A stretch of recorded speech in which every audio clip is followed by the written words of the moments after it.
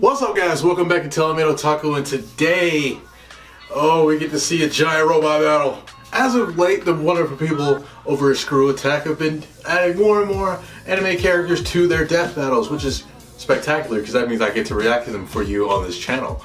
And today, we have Optimus Prime versus the first Gundam. Now, I have never seen the first Gundam. I think the first Gundam that I ever saw was, what was it? 8th MS Team, I think it was. And then the next one I saw was Gundam Wing, which was my favorite. And then there was G Gundam, then 00, Iron Blood Orphans, and a couple others that I don't really remember off the top of my head. But Gundam is one of my favorite series in anime. It's been huge to get anime over here in the States. So, that being said, I know nothing about this Gundam, and I know very little about Optimus Prime. Like, I know who he is, but I don't know what he's capable of. I don't know his origin story. So going into this blind, I'll have to go with Gundam, because I like Gundams more than I like Transformers. But this should be an interesting fight. So let's hop into it, man. Ready to get at it.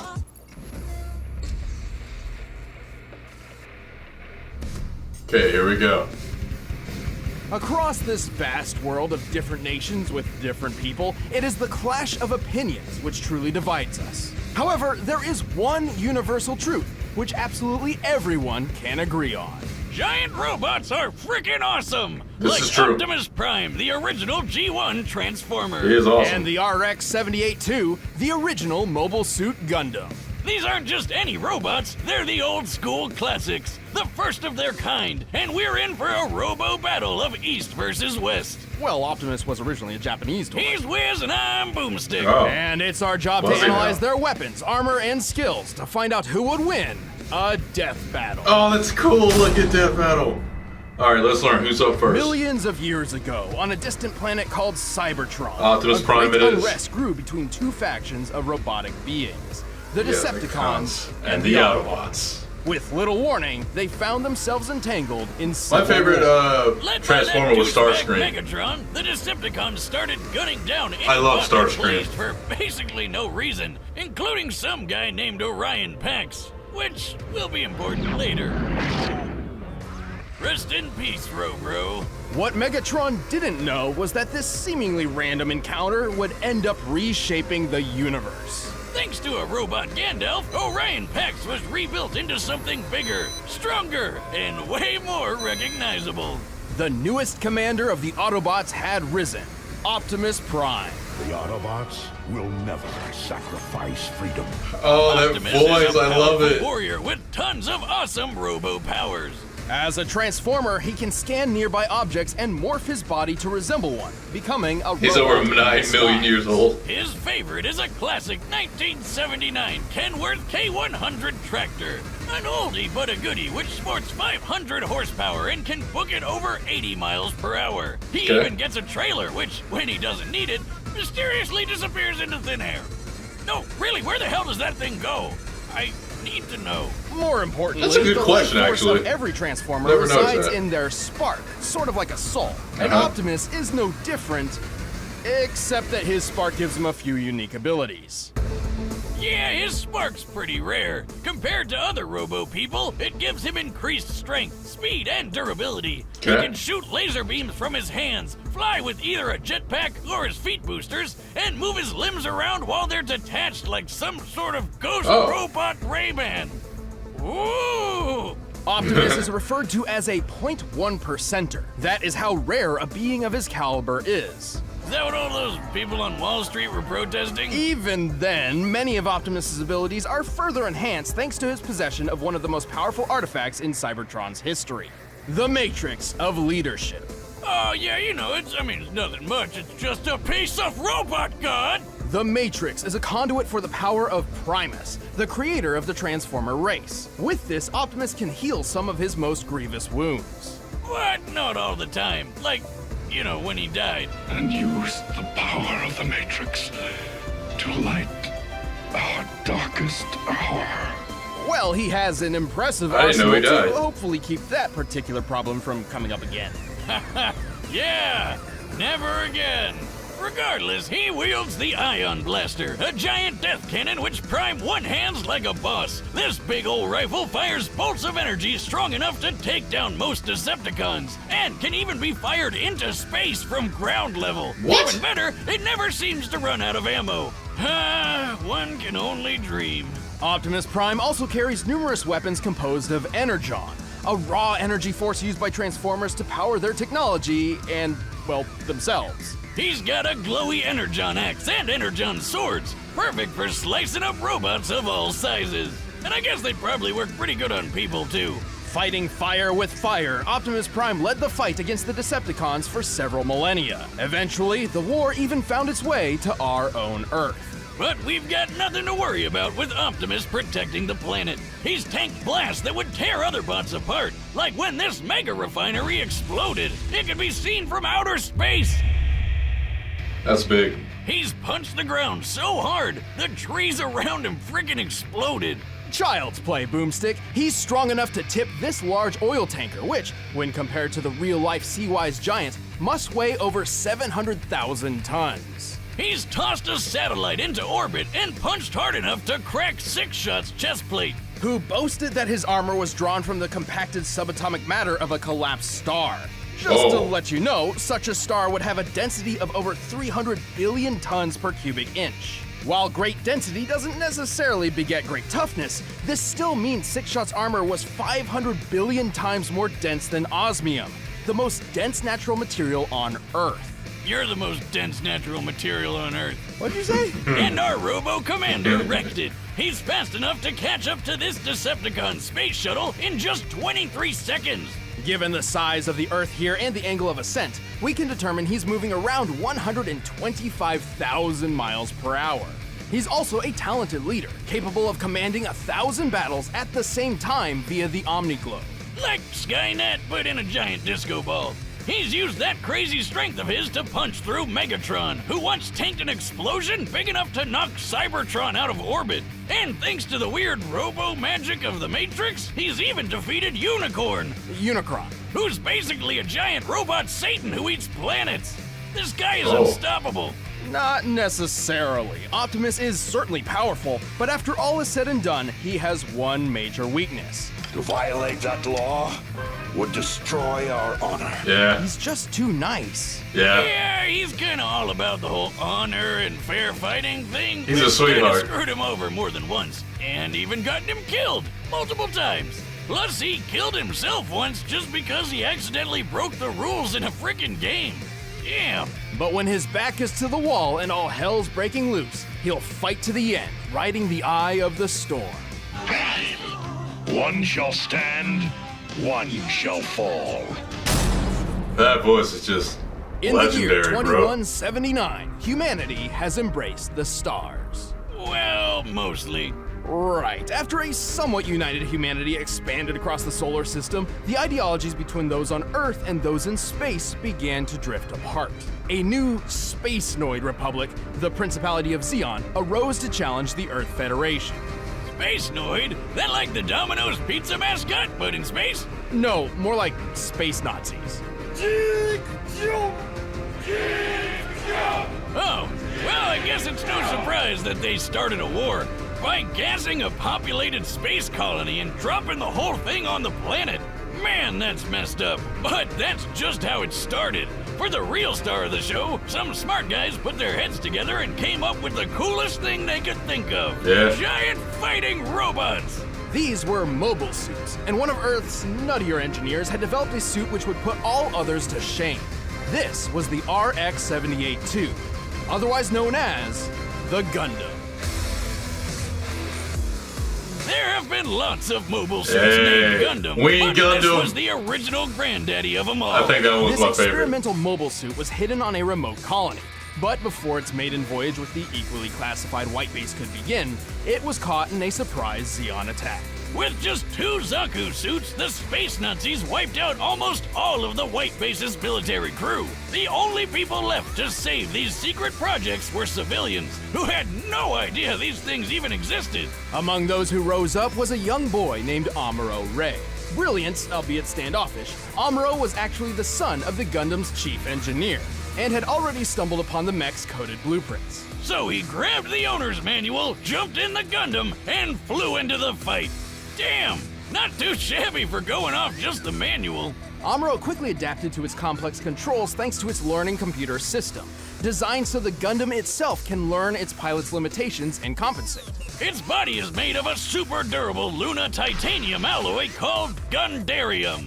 Of course. Yet another fictional metal that's way better than anything in real life. For weapons, it's got twin 60mm Vulcan guns for ears. It's got a shield that can block shots strong enough to take down warships, and a gravity hammer, a supersized flail that's rocket propelled.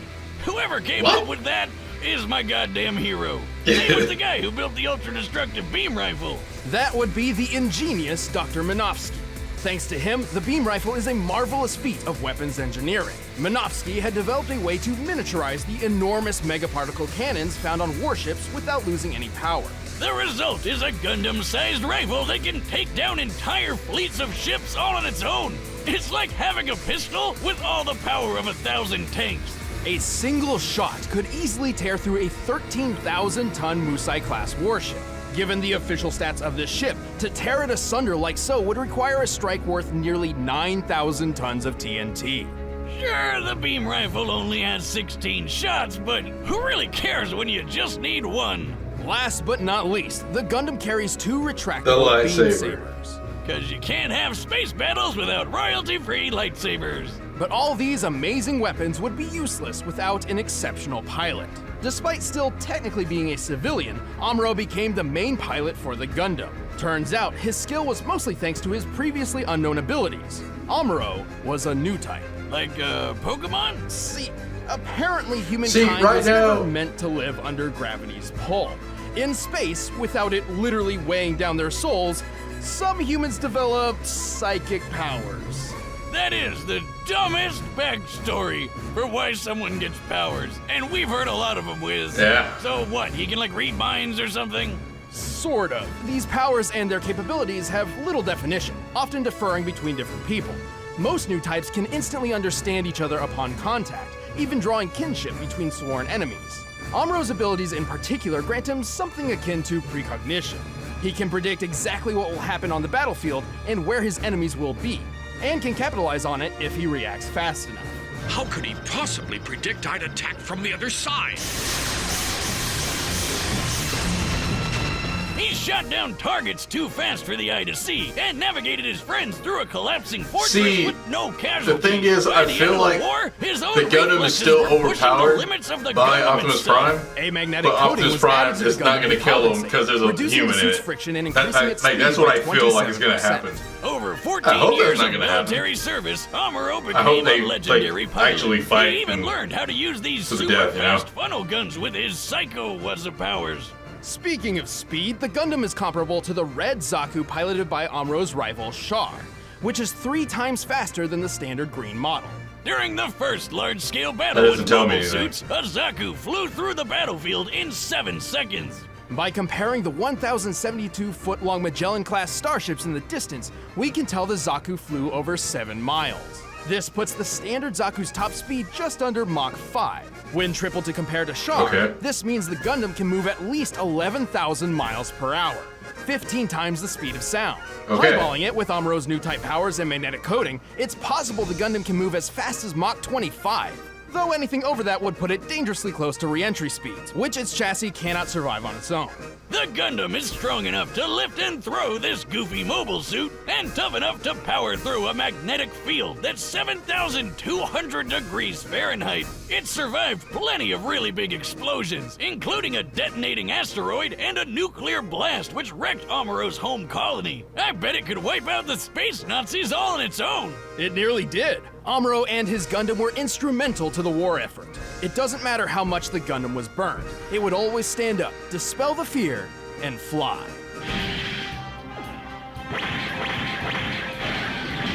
Dude, Gundams have always been so cool. Die! All right, the combatants are set. Let's end this debate once and for all. But first, let me transform your eating Those are habits. awesome pictures. And no. Okay, let's go.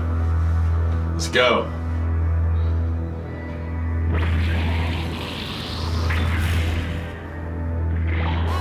Oh, it looks so cool. Come in. Where are you? I'm checking something out, Sailor. It's more than meets the eye. Get your butt back to White Base. If there's trouble, It's more get than back meets up. the eye. Let's roll. It's an enemy monster! I told you. I told you.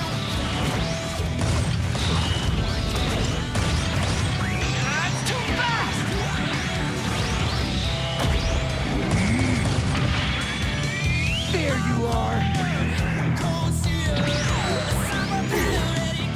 It makes no sense that he's psychic.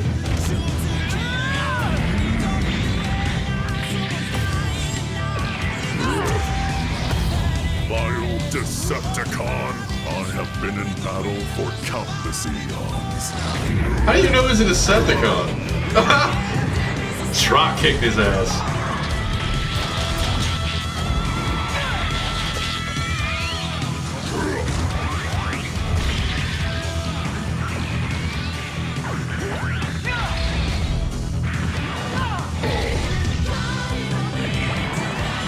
Not today.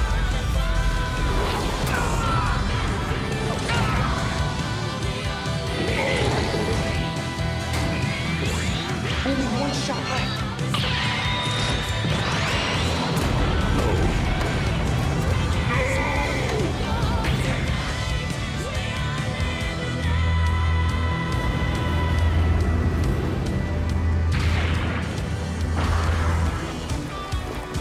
I hate gravity.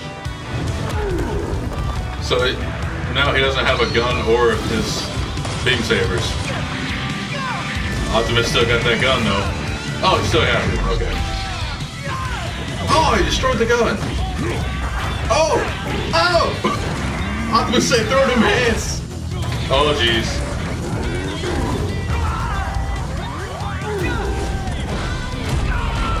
Oh.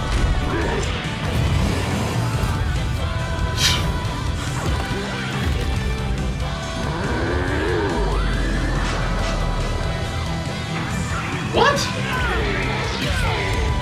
Stop that. I'm just bad. I must stand, so you shall fall. Yeah. Yeah. Like I was rooting for Gundam, but I can't be mad. Like, I love Optimus Prime. Dunskies. KO! He's got the touch! He's got the power! The Gundam was an impressive machine, and AMURO was a skilled pilot, but Optimus's millions of years of battle experience completely overshadowed AMURO's 14. Also, we Yeah. already know that Optimus was over 6 times faster and 9,000 times stronger. Holy Yeah. hell! Who knew Optimus was so freaking buff? But the Gundam held plenty of its own advantages. With AMURO's super future sense powers, he could keep up with Optimus's speed. And with the Gundam's firepower, who cares how much it could lift? Unfortunately, the Gundam's limited ammunition meant this couldn't last. And even then, Optimus could certainly survive a shot from the beam rifle. Remember that refinery explosion Optimus survived? The one Yeah. you could see from outer space? This blast left an enormous gash on the planet Cybertron. To measure the power of this explosion, we needed to compare it to the curve of the planet. Now, Cybertron's size is pretty inconsistent throughout G1 Transformers history, but even when using the alternating sizes between the cartoon and the comics, the blast is far more destructive than the beam rifle in both cases. And Optimus just walked right out of that bitch. And this isn't some weird outlier just out of the comics either. In the cartoon, Megatron survived a blast that pushed Cybertron out of orbit. And he's pretty comparable to Optimus. To be fair, the Gundam boasted some impressive durability feats too. Like when AMURO accidentally blew up a Zaku's nuclear reactor right in his own face. Hey, give him a break. It was his first time. This explosion created a hole in the space colony which sucked out AMURO's father. Whoops. On the bright side, he's gonna save some money on Father's Day gifts, right? And with his heightened mind, Jesus. he deduced the scope of the explosion. It's over 150,000 kilotons of TNT. That's 10,000 times more powerful than the bomb that dropped on Hiroshima, but still nowhere close to the refinery explosion Optimus survived. Also, the Gundam couldn't dodge Optimus's ion blaster forever. It was fast enough to strike targets in orbit from ground level. That puts its laser speed over 3 million miles per hour. Even when he knew it was coming, AMURO couldn't react quick enough to dodge or block anything that fast. And even then, Optimus's time in the Omni-Globe proves he can think way faster than AMURO. And just to blow your mind even more, in order to obliterate Unicron with the Matrix, the energy output must have equaled more than 40 yotatons of TNT. Like the Star Wars guy.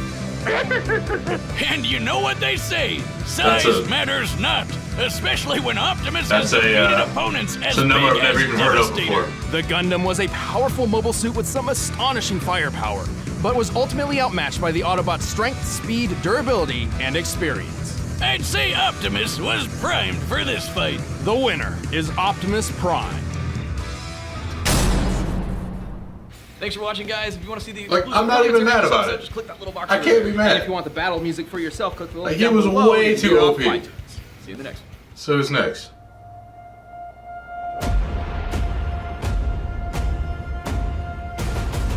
Live action death battle? Nightwing versus Daredevil. That's an entertaining one. That was lit. That was actually lit.